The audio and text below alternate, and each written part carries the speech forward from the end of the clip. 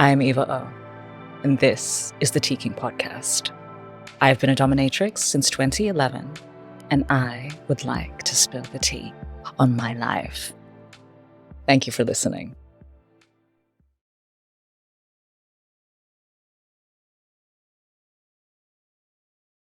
What is a dominatrix?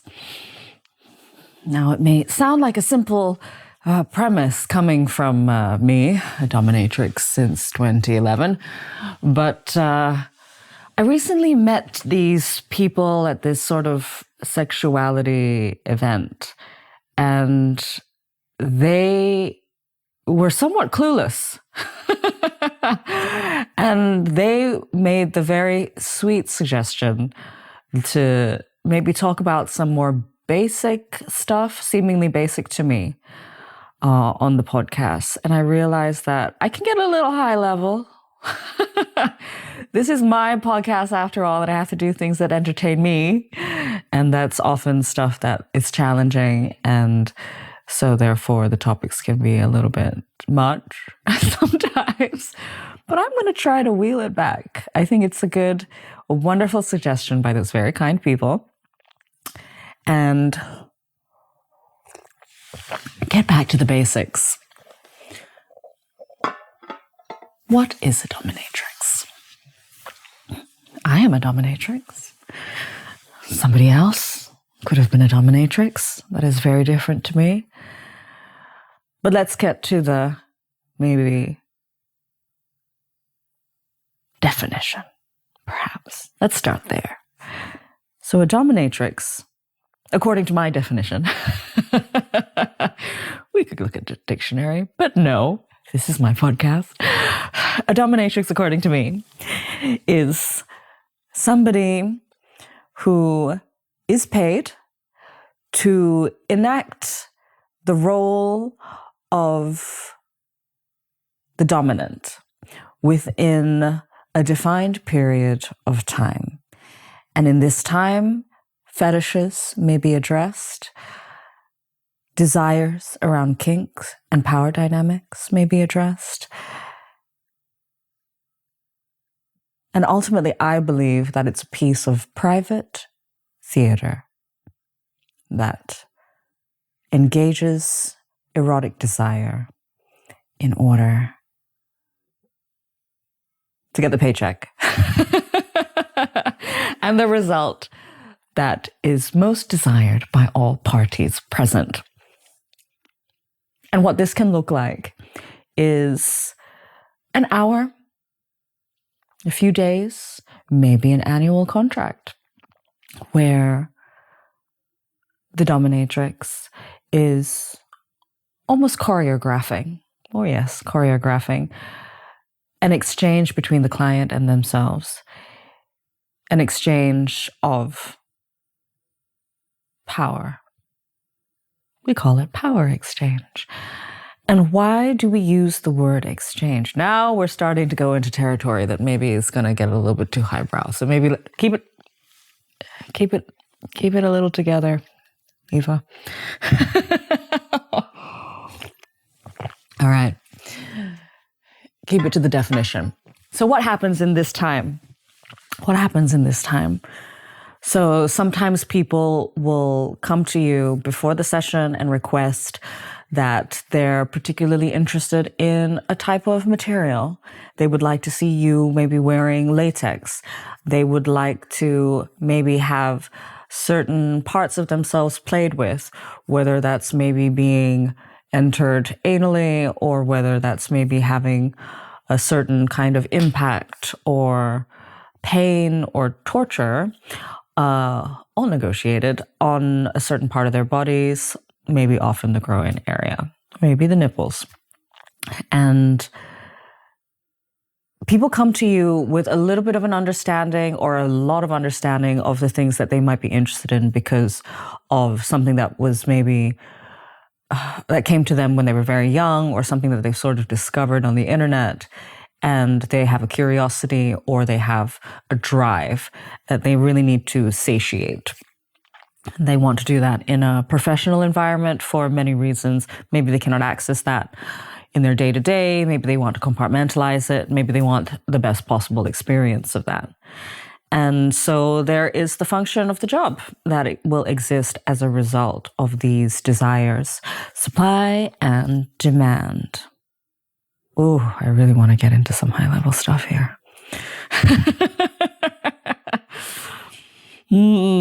Keep it simple. So we've talked about what the job is, how that sort of opens up into the session. Maybe let's talk about what happens in the session. So I've heard what their desires are. They've sent the emails, maybe we've done a call, however. They've sent a deposit, we arrange where to meet, they give me the cash up front, and we begin the dance. I might tell them to take off their clothes. I might tell them to be in a certain position, in a certain way, in a certain place in the space. I might start to put them into certain pieces of dungeon furniture. I might start to use certain implements according to the things that we have discussed. There is a safe word in place during all of this. Often it'll be one to slow down and one to stop entirely. And it will happen for the duration of time. And hopefully out of this comes an emotive and fulfilling experience for the client so that they turn into a repeat one. And so that it's an enjoyable process for everybody involved. Do I think that I have the technicalities down so that I can start going into the good stuff? I feel like yes. Maybe we should talk about venues. This can happen anywhere. Sometimes it can be something that will happen in a play space, such as this, if you're watching on video. You will see me having pointed to my dungeon chair, to my torture chair. And it might happen in a hotel room. It might happen in a more threatening play space than my cozy little domestic abode. It might happen at a cafe where it's about maybe them and chastity whilst you're eating. Maybe they're not even. Maybe it's just about being with a dominatrix for a little period of time and feeling that sense that they can relinquish control. Sometimes you meet people who want to sort of push and they don't necessarily want to relinquish control, and they're going to try to see whether they can antagonize you to the point where you might break. We call those often brats, but often that can also just be a part of the dynamic that they're sort of seeking, and they will want to break at some point anyway. Yeah. I've avoided talking about so many off topics, but I think I'm doing fairly well. So we've given you a bit of an understanding of what the function of the job is. Yeah. We've shown you where maybe you could be doing this job. We've kind of taken you through the process of when people are approaching you and how you sort of turn that into a time together. I'm not going to maybe go into the art of turning that into a time together too much, because I want to talk more about what is a dominatrix. So you've heard about kind of the job, right? But I think the interesting thing to me about the job and learning about what it is, like me, myself, learning about what a dominatrix is the definition of power and how it arises and how it is communicated. Couldn't help myself, could I? Yes, okay, I did a little explanation of what the job is. If that's to your liking, feel free to move on. But I have the feeling that this is going to turn into maybe a little mini-series on power. Maybe I'll do like a little, however many part series on what being a dominatrix has taught me about power. Maybe we'll go over some general ideas and see how they might evolve in some later episodes, perhaps. But what being a dominatrix has taught me about what a dominatrix is. My God, so many things.